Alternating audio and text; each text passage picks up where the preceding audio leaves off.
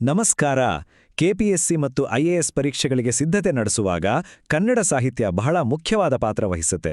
ಅದರಲ್ಲೂ ಸಿದ್ಧಯ್ಯ ಪುರಾಣಿಕರ ಬಗ್ಗೆ ಪ್ರಶ್ನೆಗಳು ಬರೋ ಸಾಧ್ಯತೆ ಇದ್ದೇ ಇರುತ್ತೆ. ಹಾಗಾಗಿ ಬನ್ನಿ, ಇವತ್ತು ಪರೀಕ್ಷಾ ದೃಷ್ಟಿಯಿಂದ ಅವರ ಜೀವನ ಮತ್ತು ಕೃತಿಗಳ ಬಗ್ಗೆ ತಿಳಿದುಕೊಳ್ಳಬೇಕಾದ ಪ್ರಮುಖ ಅಂಶಗಳನ್ನು ಸ್ಪಷ್ಟವಾಗಿ, ಸರಳವಾಗಿ ಅರ್ಥ ಮಾಡಿಕೊಳ್ಳೋಣ. ಸರಿ, ಇವತ್ತು ನಮ್ಮ ಚರ್ಚೆಯ ದಾರಿ ಹೇಗಿರಲಿದೆ ಅಂದ್ರೆ, ಮೊದಲು ಸಿದ್ಧಯ್ಯ ಪುರಾಣಿಕರು ಅಂದ್ರೆ ಯಾರು ಅಂತ ಪರಿಚಯ ಮಾಡ್ಕೊಳ್ಳೋಣ. ಆಮೇಲೆ ಅವರ ಪ್ರಮುಖ ಕೃತಿಗಳನ್ನು ನೋಡೋಣ, ಕನ್ನಡ ಸಾಹಿತ್ಯಕ್ಕೆ ಅವರ ಕೊಡುಗೆ ಏನು ಅಂತ ಅರ್ಥ ಮಾಡಿಕೊಂಡು, ಕೊನೆಗೆ ಪರೀಕ್ಷೆಗೆ ಬೇಕಾದ ಕೆಲವು ಪ್ರಮುಖ ಸಂಗತಿಗಳನ್ನು ಒಮ್ಮೆ ಮನನ ಮಾಡ್ಕೊಳ್ಳೋಣ. ಹಾಗಾದ್ರೆ ನಮ್ಮ ಮೊದಲನೇ ಪ್ರಶ್ನೆ, ಯಾರು ಈ ಸಿದ್ಧಯ್ಯ ಪುರಾಣಿಕರು? ಅವರ ಹಿನ್ನೆಲೆ ಏನು? ಎಲ್ಲಿಂದ ಶುರು ಮಾಡೋಣ? ನೋಡಿ, ಸಿದ್ಧಯ್ಯ ಪುರಾಣಿಕರು ಆಧುನಿಕ ಕಾಲದವರು. ಅವರು ಹುಟ್ಟಿದ್ದು ಕಲಬುರ್ಗಿ ಜಿಲ್ಲೆಯ ಶಹಾಪುರ ತಾಲೂಕಿನ ವಡಗೇರಿ ಅನ್ನೋ ಗ್ರಾಮದಲ್ಲಿ. ವೃತ್ತಿಯಲ್ಲಿ ಅವರೊಬ್ಬ ಶಿಕ್ಷಕರಾಗಿದ್ರು, ಆದರೆ ತಮ್ಮ ಇಡೀ ಜೀವನವನ್ನೇ ಕನ್ನಡ ಸಾಹಿತ್ಯದ ಸೇವೆಗೆ ಮೀಸಲಿಟ್ಟಿದ್ರು. ಈ ಸ್ಥಳ ಮತ್ತು ಕಾಲದ ಬಗ್ಗೆ ನೆನ್ಪಿಟ್ಕೊಳ್ಳೋದು ಖಾಸಾಗಿ ಪ್ರಿಲಿಮ್ಸ್ ಪರೀಕ್ಷೆಗಳಿಗೆ ತುಂಬಾನೇ ಮುಖ್ಯ. ಹಾಗಾದ್ರೆ ಪುರಾಣಿಕರ ನಿಜವಾದ ಮಹತ್ವ ಎಲ್ಲಿದೆ? ಯೋಚನೆ ಮಾಡಿ. ಅವರು 12ನೇ ಶತಮಾನದ ಶರಣರ ಜ್ಞಾನಕ್ಕೂ ನಮ್ಮ ಇವತ್ತಿನ ಜಗತ್ತಿಗೂ ನಡುವೆ ಒಂದು ರೀತಿ ಸೇತುವೆ ಕಟ್ಟಿದ ಹಾಗೆ. ಅವರ ಬರಹಗಳ ಮೂಲಕ ಆ ಕಾಲದ ಶ್ರೇಷ್ಠ ತತ್ವಗಳನ್ನ ಆಧುನಿಕ ಓದುಗರಿಗೆ ತುಂಬಾ ಸುಲಭವಾಗಿ ತಲುಪಿಸಿದ್ರು. ಸರಿ, ಈಗ ಅವರ ಸಾಹಿತ್ಯ ಲೋಕದೊಳಗೆ ಪ್ರವೇಶ ಮಾಡೋಣ. ಅವರ ಪ್ರಮುಖ ಕೃತಿಗಳು ಯಾವುವು ಅಂತ ನೋಡೋಣ. ಪರೀಕ್ಷೆಯಲ್ಲಿ ಇವುಗಳ ಮೇಲೆ ನೇರವಾದ ಪ್ರಶ್ನೆಗಳು ಬರೋ ಸಾಧ್ಯತೆ ತುಂಬಾ ಜಾಸ್ತಿ ಇರುತ್ತೆ. ಹಾಗಾಗಿ ಗಮನವಿಟ್ಟು ಕೇಳಿ. ಸಿದ್ಧಯ್ಯ ಪುರಾಣಿಕರ ಹೆಸರು ಕೇಳಿದ ತಕ್ಷಣ ನಮ್ಮ ತಲೆಗೆ ಬರಬೇಕಾದ ಮೊದಲ ಮತ್ತು ಅತ್ಯಂತ ಪ್ರಮುಖವಾದ ಕೃತಿ ಅಂದ್ರೆ ಅವರ ಮಹಾಕಾವ್ಯ. ಆ ಮಹಾಕಾವ್ಯವೇ ಬಸವಪುರಾಣ. ಬಸವಣ್ಣನವರ ಜೀವನ ಮತ್ತು ಅವರ ತತ್ವಗಳನ್ನು ಕೇಂದ್ರವಾಗಿಟ್ಟುಕೊಂಡು ಬರೆದ ಈ ಕೃತಿ ಪುರಾಣಿಕರ ಸಾಹಿತ್ಯಿಕ ಕೊಡುಗೆಗಳಲ್ಲಿ ಒಂದು ಮೈಲಿಗಲ್ಲು ಅಂತಾನೆ ಹೇಳ್ಬೋದು. ಬರೇ ಮಹಾಕಾವ್ಯ ಅಷ್ಟೇ ಅಲ್ಲ, ವಚನ ಸಾಹಿತ್ಯದ ಬಗ್ಗೆನೂ ಅವರು ಅದ್ಭುತವಾದ ಕೃತಿಗಳನ್ನು ರಚಿಸಿದ್ದಾರೆ.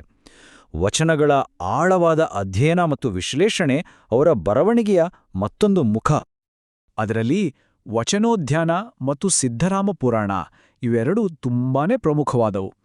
ಈ ಕೃತಿಗಳು ಶರಣ ಪರಂಪರೆಯ ಬಗ್ಗೆ ಅವರಿಗಿದ್ದ ಆಳವಾದ ಪಾಂಡಿತ್ಯಕ್ಕೆ ಮತ್ತು ಪ್ರೀತಿಗೆ ಸಾಕ್ಷಿಯಾಗಿ ನಿಲ್ತವೆ. ಅವರ ಸಾಹಿತ್ಯದ ಪರಿಧಿ ಇಷ್ಟಕ್ಕೆ ಸೀಮಿತವಾಗಿಲ್ಲ. ಅವರ ಬರವಣಿಗೆಯ ಶ್ರೇಣಿ ಎಷ್ಟು ದೊಡ್ಡದು ಅನ್ನೋದನ್ನ ತೋರ್ಸಕ್ಕೆ ಇನ್ನೂ ಕೆಲವು ಉತ್ತಮ ಕೃತಿಗಳಿದೆ. ಹೌದು, ತುಳಸಿದಳ ಮತ್ತು ಶರಣ ಚರಿತಾಮೃತ ಕೂಡ ಅವರ ಪ್ರಮುಖ ಕೃತಿಗಳ ಪಟ್ಟಿಯಲ್ಲಿ ಸೇರಿವೆ. ಈ ಎಲ್ಲಾ ಹೆಸರುಗಳನ್ನು ನೆನಪಿನಲ್ಲಿಟ್ಕೊಳ್ಳೋದು ಪರೀಕ್ಷಾ ದೃಷ್ಟಿಯಿಂದ ಒಳ್ಳೆಯದು. ಸರಿ, ಅವರ ಕೃತಿಗಳ ಬಗ್ಗೆ ತಿಳ್ಕೊಂಡ್ವಿ. ಆದರೆ ಇವೆಲ್ಲದರ ಒಟ್ಟು ಪರಿಣಾಮ ಏನು?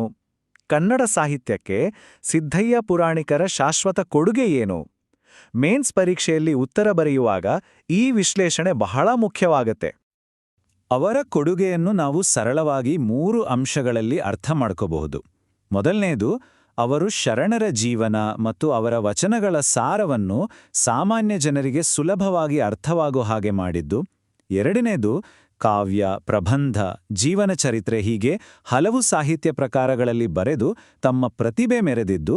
ಮತ್ತು ಮೂರನೇದಾಗಿ, ಇವೆಲ್ಲದರ ಮೂಲಕ ಪ್ರಾಚೀನ ಜ್ಞಾನವನ್ನ ಆಧುನಿಕ ಕನ್ನಡ ಸಾಹಿತ್ಯಕ್ಕೆ ತಂದು ನಮ್ಮ ಸಾಹಿತ್ಯವನ್ನ ಇನ್ನಷ್ಟು ಶ್ರೀಮಂತಗೊಳಿಸಿದ್ದು. ಈ ಒಂದು ವಾಕ್ಯದಲ್ಲೇ ಅವರ ಸಂಪೂರ್ಣ ಸಾಧನೆ ಅಡಗಿದೆ ಅಂತ ಹೇಳ್ಬೋದು. ಅವರು 12ನೇ ಶತಮಾನದ ವಚನ ಸಾಹಿತ್ಯ ಮತ್ತು ಶರಣರ ಆದರ್ಶಗಳನ್ನು ಈ ಕಾಲದ ಓದುಗರಿಗೆ ತಲುಪಿಸುವಲ್ಲಿ ಯಶಸ್ವಿಯಾಗಿದ್ದಾರೆ. ಅಂದ್ರೆ ಅವರು ಕಾಲದ ಅಂತರವನ್ನ ಕಡಿಮೆ ಮಾಡಿದ ಒಬ್ಬ ಸಾಂಸ್ಕೃತಿಕ ರಾಯಭಾರಿ ಅಲ್ವಾ? ಸರಿ, ಇಷ್ಟೊತ್ತು ಚರ್ಚೆ ಮಾಡಿದ್ದಾಯ್ತು. ಈಗ ಒಂದು ಸಣ್ಣ ರಸಪ್ರಶ್ನೆ ತರಹ ಕಲಿತಿದ್ದನ್ನ ಒಮ್ಮೆ ನೆನ್ಪು ಮಾಡ್ಕೊಳ್ಳೋಣ, ಆಯ್ತಾ? ಪರೀಕ್ಷೆಯಲ್ಲಿ ಯಾವ ರೀತಿ ಪ್ರಶ್ನೆಗಳು ಬರಬಹುದು ಅಂತ ನೋಡೋಣ. ಮೊದಲನೇ ಪ್ರಶ್ನೆ ತುಂಬಾ ಸರಳವಾಗಿದೆ. ಸಿದ್ಧಯ್ಯ ಪುರಾಣಿಕರ ಜನ್ಮಸ್ಥಳ ಯಾವುದು? ಹೌದು, ಸರಿಯಾದ ಉತ್ತರ ಕಲಬುರಗಿ ಜಿಲ್ಲೆಯ ಶಹಾಪುರ ತಾಲೂಕಿನ ವಡಗೇರಿ ಗ್ರಾಮ. ಈಗ ಎರಡನೇ ಪ್ರಶ್ನೆ, ಅವರ ಪ್ರಸಿದ್ಧ ಮಹಾಕಾವ್ಯ ಯಾವುದು? ಇದು ತುಂಬಾ ಮುಖ್ಯವಾದದ್ದು. ನಿಮ್ಗೆಲ್ಲ ಗೊತ್ತೇ ಇದೆ, ಅದು ಬಸವಪುರಾಣ. ಮತ್ತು ಕೊನೆಯದಾಗಿ, ವಚನ ಸಾಹಿತ್ಯಕ್ಕೆ ಸಂಬಂಧಪಟ್ಟ ಹಾಗೆ ಅವರ 2 ಮುಖ್ಯ ಕೃತಿಗಳನ್ನ ಹೆಸರಿಸಿ. ಇಲ್ಲಿ ಸರಿಯಾದ ಉತ್ತರ ವಚನೋದ್ಯಾನ ಮತ್ತು ಸಿದ್ಧರಾಮ ಪುರಾಣ. ಇದೆಲ್ಲ ಪ್ರಿಲಿಮ್ಸ್ಗಾಯ್ತು. ಈಗ ಮೇನ್ಸ್ ಬಗ್ಗೆ ಯೋಚಿಸೋಣ. ಕನ್ನಡ ಸಾಹಿತ್ಯಕ್ಕೆ ಸಿದ್ಧಯ್ಯ ಪುರಾಣಿಕರ ಕೊಡುಗೆಯನ್ನ ವಿವರಿಸಿ ಅಂತ ಕೇಳಿದ್ರೆ ನಾವು ಚರ್ಚೆ ಮಾಡಿದ ಎಲ್ಲಾ ಅಂಶಗಳನ್ನ ಸೇರಿಸಿ ಒಂದು ಒಳ್ಳೆಯ ಉತ್ತರ ಕಟ್ಟಬಹುದು. ಅವರು ಕೇವಲ ಒಬ್ಬ ಲೇಖಕರಲ್ಲ, ಅವರೊಂದು ಸಾಂಸ್ಕೃತಿಕ ಸೇತುವೆ. ಒಂದು ಪರಂಪರೆಯನ್ನ ಮುಂದಿನ ಪೀಳಿಗೆಗೆ ತಲುಪಿಸಿದ ಮಹಾನ್ ವ್ಯಕ್ತಿ. ಈ ದೃಷ್ಟಿಕೋನ ಇಟ್ಕೊಂಡ್ರೆ ಉತ್ತರ ಬರೆಯೋದು ಸುಲಭವಾಗತ್ತೆ. ಎಲ್ಲರ ಅಧ್ಯಯನಕ್ಕೂ ಶುಭವಾಗಲಿ.